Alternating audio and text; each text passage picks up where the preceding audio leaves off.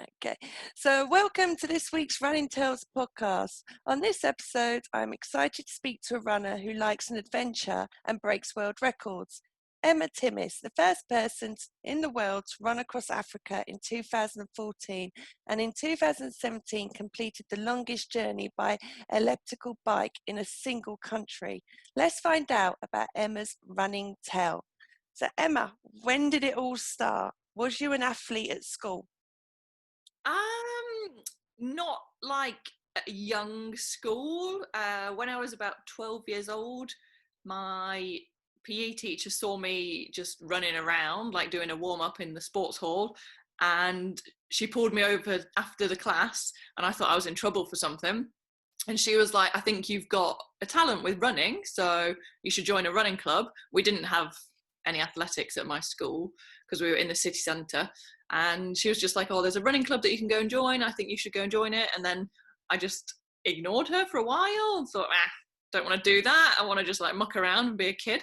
So then maybe a year or so later, then I was like, actually, maybe I'm going down the wrong path. If I keep going this way, it's going to be bad. So let's go back the direction my PE teacher was saying. And yeah, so I got into running like 12, 13 years old. So was that on the track, or was it like the rest of us on cross country getting muddy on a winter afternoon? there was definitely a mix, but it was predominantly a track club that I ran with, but that I didn't really excel at that, to be honest. They were all too fast for me and it was too short. I preferred the cross country, and I love getting a bit dirty and running around in the mud and whatever, so that was like right up my street. So from there then, what happened, when it got to your 20s and... Yeah, so I ran kind of for most of my teen years. Did all the same stuff most teenagers do, going out drinking and whatever, and that distracted me for a while. And then I dabbled in triathlon a bit, but realised that I'm terrible at swimming, like really horrendous at swimming. So didn't really excel with that. Yeah, I'm with you there. I think runners and swimmers are quite different, aren't they? Exactly. So then, yeah, I suppose I kind of got back into it around about 20 after like messing around a bit and traveling a bit. I kind of just always used running as a way to maintain my fitness, like just a general fitness, not specifically to race or anything. So yeah, all through my 20s, I ran, and sometimes ran with the running club, but I had quite a lot of anxiety about racing, and people in running clubs really love to race. They're like, when they're training, they're like, oh, what race are you training for? And, it's all about the race. And it didn't really sit with me that well at the time, just because I struggled with anxiety with racing. So I didn't really enjoy doing it. And then it was kind of towards my later 20s that I came up with the idea of doing like a big run across the country. And that grabbed my attention a lot more than the racing angle. So what made you, I know this is the Africa one, yes? Was it the Freedom Trail one first that you did? Yeah. So can you just explain what the Freedom Trail is for our So the listeners? Freedom Trail, it's not a trail like you might think, like a hiking trail in the UK. It's not marked out. There's no directions or anything that are there and obvious. You can't follow anything. It's a mountain bike race that happens once a year, and the mountain bike race is in winter, so very different conditions to the summer conditions that I ran in. And the guy that founded the mountain bike race, the way that he actually decided upon the route was that he ran the Freedom Trail. So he basically set out to run it and figure out if it was cyclable to become the cycling race. So when I heard about the trail, I decided that I wanted to run it, and I contacted the guy and said, just wondering if anyone's ever run this before. And he was like, well, actually, yeah, I did. And that's how it all kind of came about. So then I just thought, wow. Well, if he can do it, there's no reason I can't do it. So. And then what was your longest distance before then? Because I don't think, my memory's getting bad as I get older, I don't think I'd run a marathon before then. I'd definitely done a half. I'd done a half marathon, and I had gone out and done a full day of running. I ran the Sandstone Trail, which is in Cheshire, and I think it's more than a marathon distance. It's like 35 miles, but I just did it over a whole day. It wasn't a race. I didn't do a marathon as most people would think of a marathon, as an actual race. So Yeah, and you just thought from doing that distance, oh yeah, I can run, across the country. I think I just thought I'd just break it down, which is actually, it's right, isn't it? You just break it all down. Like, it's just a series of 5 and 10K runs. It's not, if you don't look at it as being 2,500 kilometers, then it's not. It's just a series of small sections glued together. Wow. So how many days does it take you to finish the Freedom Trail? That was 57 days. So you've gone from like running like less than a marathon to 57 days of constantly running. Your body, how did it cope? Did you find it easy? You was a natural, or did you find, hang on. Yeah, well, actually, so leading up to the Freedom Trail run, I think I overtrained, actually. So I was working a full-time job, and I was planning for the run, and I was fundraising and organizing everything, and basically doing everything towards this, because it was just me on my own, really. My brother joined me to carry my kit cycling next to me, but really that's what brothers are for. Yes. Yeah. He's a good one. So in amongst all of that, I did training that was very much similar to what I did when I was running out there, which was just like putting in runs before work, after work, like chunks here and there to add up to do it. And I just think I did too much. I did about 9 months of training leading up to it. And yeah, I think I overdid it, so that actually by the time I got there, my body was quite tired. Oh, right. So then when it came to doing my bigger African run, I actually trained less and just kind of focused on more time on my feet, because essentially that's what you're doing, is just spending a lot of time on your feet, and your feet need to get used to it. But actually I didn't feel that for me I needed such high mileage. Okay. So you did the Freedom Trail, and then did you go straight into, it was a couple of years, wasn't it, before you went on to the big Africa? Or did you do anything in between, or what gave you that big Africa idea? Yeah. Interesting story, because it's probably not what most people would think. So after doing the Freedom Trail, I was pretty tired and worn out, and I was just like, well, that's kind of my adventure for my lifetime. I'm going to just go back to being normal. I'm going to settle down, have like a sensible, content life. Like, I don't need to do this stuff anymore. That's my bit done. Like, I've done my bit of adventure. The rest is just going to be like enjoying life. So went back home, just went back to work.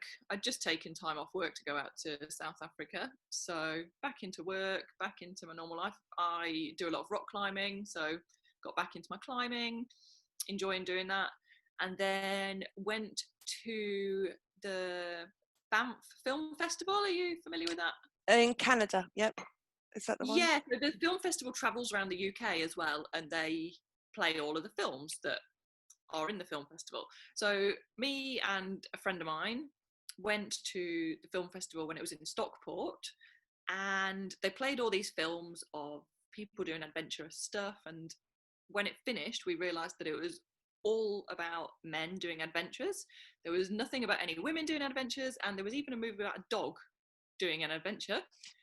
Okay, but, Lassie. I can't even remember what it was. It was something about this tiny little dog. I can't remember what it was. But and you're like, wow, this is not a true representation. There are women out there doing stuff, and we're just not being shown. So the girl that I went to see that with, she didn't know about my South Africa run, and I told her about it, and she was like, wow, well, I'm involved with a charity in Zimbabwe. Would you be interested in doing a bigger run across the whole continent of Africa? If I do all the organisation, you just need to run it. And I was like, yeah. I mean, wow. Drank a bit of tequila by this point. And I was like, yeah, of course, no worries. And she was like, oh, I'll organise it. And that's how that one came about. That was meant to be then, just the two of you in the same place watching these films. You were destined to be this person to do these achievements. Wow. Wow. So then the tequila worn off. You woke up and thought, was that conversation real? What happened next? So we both thought that the other was going to drop out. So I was like, oh, she won't really want to do the organisation of all of that because it's not really much fun. And she was thinking, oh, Emma probably won't want to do that running. That's not much fun. And both of us just kind of kept going and going, thinking the other one Ah. would drop out, but then neither of us did. And yeah, next thing we knew, we're in Namibia, ready to run across the continent. And what, out of curiosity, because you was, the first person to do it, but not only the first person, the first woman, did you get a lot of media coverage? Being honest, was you seen as a joke, or was you seen as someone serious? Yeah, a serious contender that could do this. Because I don't feel that there was that much media coverage generally about it. So yeah, I think what I find generally is when I speak to people, obviously not people like yourself that speak to lots of runners. If you speak to just somebody generally in the street and I tell them that I've done the kind of things that I have, or if I was telling them that I'm about to do something, they almost just either think you're slightly confused or you've said the wrong word or you're a bit delirious. yeah. I think people don't really, it's kind of out of people's comprehension to do something so large. So then, to let people know, how long did it take you to go across Africa? So the full continent of Africa was 3,974 kilometers, which is just a lot easier to say. It's nearly 4,000. Yeah. um, and it took me 8 or 9 days to cover the equivalent of 94 marathons. Wow. And obviously, I know you said you cut back on your training before you did this, but obviously you was doing a few marathons in that time just to get a feel. That's a good question, actually. Now I'm wondering if I did ever do a marathon. Oh, I think I did because I did a really cool marathon actually in Wales. The Midnight Mountain Marathon. It's really cool. You start quite late in the day and you have to finish by midnight. Okay. Yeah, it's real Never beautiful as heard well. of that one. Yeah, I wonder if it's still on. It was by a company called Brutal Events. I think they're still around. I'm sure I'm on their mailing list, but whether that one is still around, I don't know. But it was real good. So that was, I think I did that marathon distance. But other than that, I was going out and just kind of doing the amount of time on my feet, trying to cover like the hours rather than the distance. And I think I also did, as a fundraiser, I set up a treadmill in the Arndale Centre in Manchester and ran, I think I did 50 kilometres on a treadmill, which is not fun. I don't know if you've done much treadmill running, but it's I not I don't know. Treadmill always hurts my knees. I seem to be a lot it's just heavier, so I just crazy. avoid them. It's not fun. It's not, and the joy of running is being outside and seeing different scenery and treadmill. No, I just get bored. So no, Yeah, I haven't been on one for years and I don't intend to go on one. yeah. So sorry to all those listeners that love treadmills, but not for me. Not for me. So you're in Africa, day one, and you've got your laces, got all your gear ready. What was that first day like? Because the scenery, it's just out of this world. It must be. Yeah, so when I did my South Africa run, I always tell people that I ran across South Africa. And if you're not pedantic, I did run across South Africa. I ran from one side to the other. But I didn't start in the ocean and finish in the ocean. I didn't cross every inch of the country. And I just always worry that someone's going to pick up on something and be like, oh, you didn't do this correctly or whatever. So when I did the Africa run, I was quite pedantic about it. And I was like, I want to make sure that I run every inch of the way across this continent. So I actually started in the ocean with my little naked feet in the water and began running on the beach. So that was pretty cool, like to actually be like, I'm in the ocean. This is the edge of the continent and I'm going to run all the way across. Obviously, we all know running on a beach is hard work, though. Yeah, I was going to say, and then you get the trainers on, and then, like, did you get any attention from local people, or was it quite quiet because it was just open land? Yeah, super quiet. It was like a small little village that we started in, so wasn't really anybody around, to be honest. And Yeah. how did you cope mentally to think, oh my God, I've got like 90 plus, or, it took 89 days, but at that point, did you know it was going to take you 89 days? No, I estimated it would take 100. Wow, so it was 11 Yeah. days shorter than you expected. Yeah.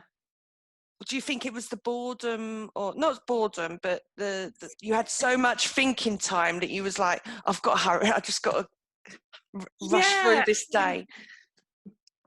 Once you get to halfway, you kind of feel like, okay, we've been out here for a long time. It would be nice to like have a bed and have the comforts and not be doing this all the time. And also your body gets used to it, so you can cover more distance every day. So I definitely picked it up in the second half, kind of knowing that, the end isn't too far away. Let's get it done. Come on. And what was like the heat? I'm not a heat person, even though I've ran a few marathons in boiling hot weather, not the heat that you were used to in Africa. How did Yeah. you adjust? Oh, well, I've never liked the cold. Like I swear I wasn't born to be in Britain. Like I mean, Oh, right. no, but I'm in New Zealand now for this interview. This is where I live now, and I never coped very well with the British weather. Like I get cold really easy. I'm one of those people that like I start to go blue if I'm in water for too long. I think I'm born to be in Africa or something. Well, you're in New Zealand now. So yeah, the heat didn't get to me too much. Pretty much Wow. everyone in the support team, well, everybody, including myself, got ill at some point that was mostly related to the heat or the hygiene. And I was probably the least affected. I think I cope with heat really well. I really enjoy the heat. I did a marathon over here a few years ago, and it just happened to be a really, really hot day, and loads of people were complaining about how the heat affected their performance in the race. But for me, I was just like, the heat was perfect. I loved it. Like it was Wow. perfect temperature. So I think naturally, whether it's genetics or whatever, I don't know. I think I work well with the heat. So doing things in hot countries is not a problem for me. I really enjoy it actually. And you were saying that you were ill, but not, as bad. Did that affect the days so did you take time out in the 89 days? Yeah, Oh, so wow. I think in the beginning parts of the run, I only had perhaps like a few hours where I just felt a bit ill and I would lie down. But then as I was approaching the end, like literally when I started to see the road signs with the distance on, and you're thinking, oh, I can start counting down now. I remember, in fact, I have a photograph of it. There's a sign. So I finished in a place called Pemba, and there was a sign for Pemba, and it was 213 kilometers. And by this point, I know I could easily do 70 kilometers a day. And I got so ill that I could barely walk. And I was just like, Oh, oh, so no. close. I was so close. I can basically smell the end. And I got so ill that, yeah, there was no moving. I had to have a whole day off where I just lay on the floor all day and shuffled to the long drop toilet. Oh, no. So then you picked up, and then was you doing 70 kilometers a day to Yeah, get so to, smashed out that in 3 days. Yeah. and then when you took your trainers off, feet in the other ocean, what was that Yeah. feeling like? Oh man, such a big relief. You must have been on a Yeah, high. yeah, on both of my runs, I've kind of experienced a similar thing, which is probably quite a strange thing for people to get their heads around. Because I guess you expect that there's going to be this huge climax of you get to the finish line and you're going to be like, wow, this immense feeling of pride and joy and relief and all of these emotions. Like, this is what I expected anyway, that there was going to be this emotion that was going to be overwhelming. But actually, on both of my runs, I've kind of felt that maybe 20 Ks before the end, but then I've been like, oh, I'm gonna bottle my emotion because I want to feel it really big at the end, so you don't let that like emotion that you start to feel come out, and then you get to the end and you don't feel it, and then you're like, oh, slightly And that, disappointed. I thought I was gonna have this huge rush of emotion. so there was Yeah. no tears or nothing of joy. It was like, all right, I've done it now. Oh, there was definitely I don't have to get up tomorrow morning and put my trainers on. This is great. I guess it's just, I think it's probably from seeing all the movies and all the stuff we kind of brainwashed with, where there's this beautiful ending that we expect there's going to be something way more immense than actually what comes in the end. But So do you think also it's the fact, I get the impression, maybe I'm wrong, that you didn't have the big like celebration that if you did something like that in the UK, there would have been over there. I get the impression you would have done it and it would just been your support team. So you haven't got that big exactly, wow. yeah, exactly. So I think people are something that makes an event, you know, any kind of event, whatever you're doing, it's the people that you're surrounded with that really make it special.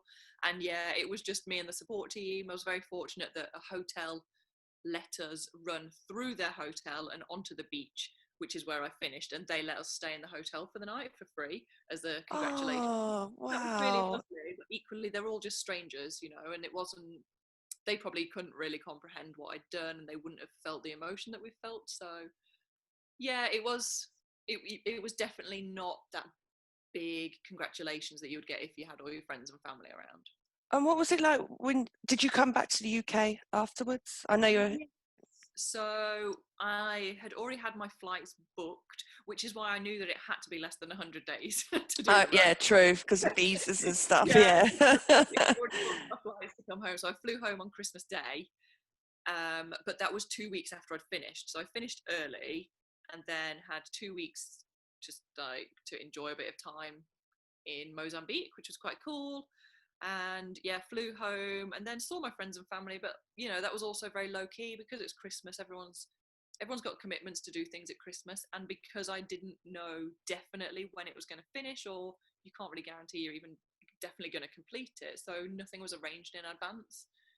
I did have Oh, I had a little celebration with some friends a few months later, but yeah, I guess, you know, it all kind of subsides after that as well. So does it feel nice for you? A few years ago, Brendan Rendell, who we've had on the podcast, that he did the same as you. That yeah. is that how you two met? Yeah, so after I'd done my run, he sent me a message just saying, I'd really love to go for a coffee and chat to you about your run. And I think he sent me quite a few messages. And in the end, I was like, oh, he's Stalker. obviously a person. Yeah, he's not a stalker. He's not a weirdo. He's obviously quite genuine. So yeah, let's go for a coffee. I think at first he didn't really tell me why. He was just like, oh, I'd love to talk to you about your run. And I was like, okay. And then eventually it kind of came out that he was thinking of doing some big runs and he wanted to talk about it. And I was like, oh, cool. Yeah, definitely. I'm happy to give you as much advice as you want. So his first run was running the length of Malawi, and I'd run through Malawi. So we chatted a bit about that. And yeah, so then his second big run was kind of very similar to my Africa run. Starting and ending in similar places, but not exactly the same, and taking a similar route through, but not exactly the same. Yeah, very, very, very similar though, and it's super cool that someone else has done something Is he like the my only run. one you know that's done it, other than Yeah, you? well, there was another guy, I don't know if you're aware of. There was a guy that attempted it at the beginning of this year, but he had some struggles throughout his run. I think he had an injury or something, and then basically it all got shut down with COVID. Oh So no. yeah, and that must be really soul destroying to have put everything into it and then have something like that bring it to an end. But you know, I think he's planning on doing Cairo to Cape Town at some point soon, the same time as Brendan. Oh yeah, okay. So yeah, they're both racing, aren't they? Down. That was the big Yeah, challenge. yeah. Yes. Well, he's attempting to do the same kind of run that me and Brendan have done, but yeah, it unfortunately didn't finish. Does it feel good to be like, yeah, I'm the first person, I'm female to do it? Because you Yeah. always, like you said, especially as a runner, you always hear the men doing it first, the men achievements. It's very rare you hear the women. I spoke last week with Menna. Do you know Menna? Oh, yeah. She did a Yeah, race in New Zealand. yeah, and she was saying about New Zealand, and it was only just by chance that I met Menna when I went to cheer Brendan on after his Chester Zoo, and it was the same feeling again. It was like being a female, myself. I was like, wow, why wasn't men as celebrated? I know we had COVID, but this is massive, running Yeah. across New Zealand and breaking world records. And then that's how I found out about you. I was like, why? These women, why are they Right. not out Yeah. there? This is the frustration that we all have. Yeah, And and I used to really feel like I wasn't very comfortable being in the limelight, and I didn't oh, really want any attention for my run. So I kind of always used to think, you know, we definitely need more women in the yeah. media to show young girls that this is possible, and to show young boys that women can do this stuff. But it's not a place for me. I don't want to do it. I'll leave it to other people. And then actually in the last few years, I've kind of been thinking, you know what, I need to get over myself, because it's not about me, it's about other people. And I do want young girls to see that I've done these things and that it's possible.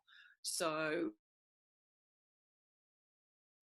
a bit of confidence and putting myself out there, and if that helps the future generations, then I'm prepared to do that now. So And just right. leading to that, you have started doing a book, haven't you? I've Which, so you finished. are focusing on the younger generation. Yeah, so today I picked up the first proof of my book. Oh, okay. It's so exciting. Yeah. And do you want to tell us about your book? Yeah, so my book is titled The Girl Who Ran Across Africa, and it's a children's picture book. I wish I haven't got it in this room. If I'd got it in the room, I could show you. Maybe I can send you some photos afterwards for you to have a look at. And yeah, so it's The Girl Who Ran Across Africa. It's a picture book aimed at 2 to 6 year olds. So it's all very bright colours. There's some bits about geography, bits about culture, bits about running in the different heat that I ran in. The main part of the story is about getting to that point where you struggle on something. It could be, a kid learning to read and write. You get to a point where you struggle, but actually you just have to keep working at it, and then you will achieve your goal. And that's kind of the moral behind the story, which I think is quite nice for little kids. Yeah, so I've written it and illustrated it, and it's about me. It's all about me. No, but this is brilliant. And I love the fact that you have targeted a young age group, Yeah. because, it will be a book that, you've got the animals, you've got, a female runner, it's about, like you said, going through struggles. But are you going to write a book for us adults? Because there's people like me that's, started later on running in life, and we hear about, yourself and Menna, and just think, you know, we need you out there. What made you, drive you to inspire us? Yeah. You know what? I thought of crossed my mind about it today. So people have been asking me for years if I was going to write a book. And at first I thought I would do, but then I'm not very good at writing and I don't enjoy it. And I think that's the Oh, main thing that I have really thought about since illustrating this kids book. So I've written the kids book. That wasn't massively difficult, and I got an editor to look at it. But it's a 5-minute read, so the editor hasn't had to do masses. But I enjoy drawing and I enjoy painting, and I've just spent the last 4 months kind of drawing and painting all day, every day, to the point where it's been stressful. I love it and I enjoy it, but it's been stressful. And I was kind of thinking today, wow, if I had have instead chose to write a book for adults, how would I be feeling right now? Well, I probably wouldn't have actually finished by now, but because yeah, I don't enjoy it, I think I just don't think I'd have that same love and that joy that I have now. Looking at the proof that I've got of my kids' book, I'm like, wow, these are my pictures. I've made this. I've brought it to life, and I'm really excited about sharing that story. But I'm not really. The written word is not my thing, so maybe I just leave that for the people that are good at that, which is not me. yeah. No, but like like you said, you've targeted children, and like, just to think in the future, you could be that inspiration of a young little girl running, and you're just like, wow, that would be my book. Hopefully you hear about it, because you're still young yourself. But I still remember my favorite kids books from when I was a kid. exactly. No, I don't know if you remember like The Tiger Who Came to Tea. That Oh was like yes, that's still out as well now, classic. isn't it? They were Yeah, talking about it recently. you know, Yes. I remember that, and I just think how cool would that be if a little girl or a little boy pick up my book and they read it, and then like 20 years later they still remember that book and they remember that story. That would be really cool. Yeah, but and they think, I can do this, and it's Yeah. all because of your book, Yeah, just So anything. If they're like, oh, I remember my mum saying, oh, that girl Emma, she still ran when she did this, so you can do your maths homework, And I did my maths homework. How cool would that be? Just that they overcome some obstacle that they've got, whether it's big or small, doesn't matter. It'd be pretty. oh, Yeah. that's just so inspiring. But we've talked a lot about Africa, but you are bonkers. And Oh, thanks. I have to ask, how did I'm most probably pronouncing the word wrong, the elliptical bike? Yeah, Please, no. I even had to Google going, what the hell is this? What made you, you know, break the record of the longest Yeah. journey in a country in Australia on one of Well, these bikes? yeah. So just before I answer your question, if you ever get to have a go on one, just do it. Like the feeling you get is amazing. So, obviously you're a runner. So that buzz that you get from running, imagine that doubled up with the feeling you got as a kid when you first rode a bike down a hill. Like imagine those two feelings together, and that's what you get when you're on the Elliptigo. So Okay. in a way that probably answers your question, because that's why I wanted to do it, because it's just so cool. Like you get the runner's high, but you also get the yay, I'm on a bike kind of thing. And what made you pick Australia? Is it because, oh wow, Yeah, this is a continent that's flat, I can easily do it? Or I would have been wrong if I thought that, because actually there's so many hills. um, but so what I realized was that all of my challenges that I'd done before had been like landlocked.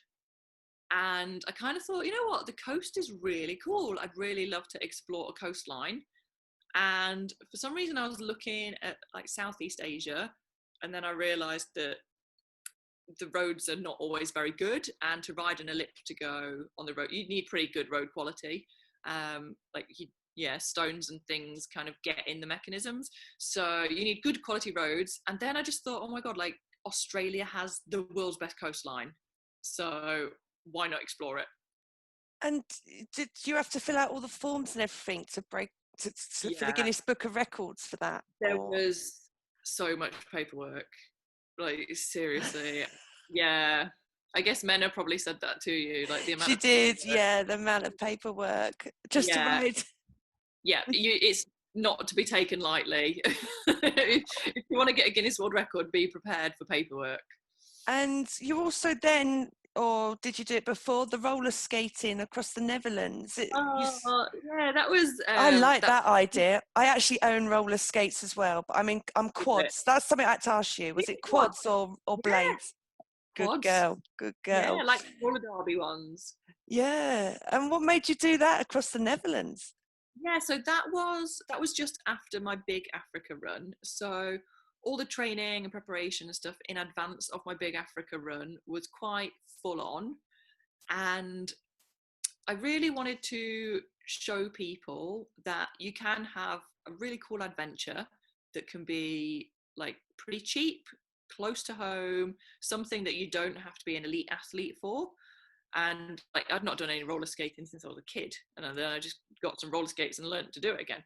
I just wanted to show that you don't have to go and run across an exotic continent or anything. No, you can go and do something fun and have an adventure. And it was great. It was really cool. It was just like me and my best mate Emily just hanging out, being daft, wearing like flower power leggings, roller skating across this country, just Love eating it. lots of food as well. Like we just ate constantly. But you've um burned the calories wheeling around, so not too yeah. bad. Please tell me you had the occasional wine as well. Well, Emily doesn't really drink, so I think I probably had some beers, but yeah, she Oh. doesn't. So are you going to do a book on these adventures as well, as like Well, yeah, follow-ups? I Because it would like, sounds great. yeah, I'd like my kids' book to become a series of, yeah, of all of these, and all having a different moral. I Yeah. think that's what I'm quite keen for, is that each adventure is fun and like shows some cultural stuff and geographical stuff, but also a little moral that goes along with it. Yeah, so I've picked on like 3 major ones that you've done, but you've done a lot more. But you have got a website, so if anyone's interested, Emma, do you want to share that website so they can see where the rest of your adventures are? Yeah, just head to emmatimmis.com. And just going back on your running, just a few bits out of curiosity I want to know. So what's your favourite treat after these events? Like, what's the must-have, especially if you're in a foreign country? You're like, oh, I've got to have like what, salt and vinegar crisps? I've got to have McDonald's. Have I got homemade apple pie? What's your treat that you've got to have? No, you know what? You probably like dipped into it a minute ago with the wine. Okay. Yeah, I think, you know, quite often when I'm running, I'm thinking, oh, I just want to sit down and have a glass of wine or a beer, a cold beer if it's hot. Yeah. And what's your training now? What's your average week of running or Yeah. that you So do? I'm just If when kind you're of, not training for anything. So yeah, well, like we spoke about before we started recording, I've been struggling with an injury for years now that is still undiagnosed.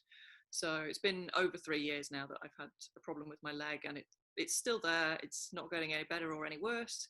I've had every investigation done that you can possibly imagine. In fact, this morning I just got the results from an MRI that I had on my hip, which again has showed that there's not really anything going on there, so they don't know what's causing the pain. But over the 3 years, I've had various different people giving me their opinions and advising me what I should and shouldn't do, and basically nothing is really working. So I've had a long time off of running, but now I've probably been back into running for about 4 months now, maybe a little bit more. And I'm just running through the pain, but obviously not being ridiculous. At the moment, I'm probably only doing about 2.5 hours of running a week. I'm running with a club and they go out on a Tuesday and Thursday evening for an hour. So I do that with them and then maybe do another half an hour at some point. But if I do much more than that, it's just too more pain painful. than I really want to be having.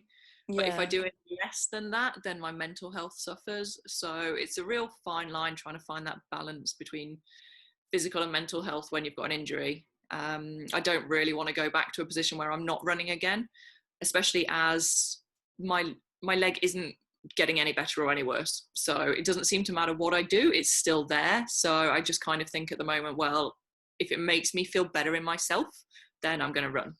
So a bike cycling doesn't make much difference either. It's the No, same. so cycling. If I cycle like a training session, like if I went hard on my bike, then it hurts my leg possibly more than running does. But I use my bike to get around. I live in Christchurch; it's a very flat city, so I ride everywhere just to be eco-friendly, and that's fine. So that's another bit of exercise that I get. That's just kind of like riding around when I have to do jobs and going to work and stuff. What made But you yeah. settle in Christchurch? Sorry, because you did say you was in New Zealand Yeah, earlier. so So I've been living in Queenstown up until 4 months ago when I made the move here, and the move was pretty much based financially, really. Like Queenstown, I don't know if you've ever been, it's the most beautiful place on earth. I've only been to the North Part Oh, myself. okay. Yeah, Queenstown's like, it's in the mountains, there's a lake in the middle, it's just spectacular. Like if you're a mountain lover, it's paradise.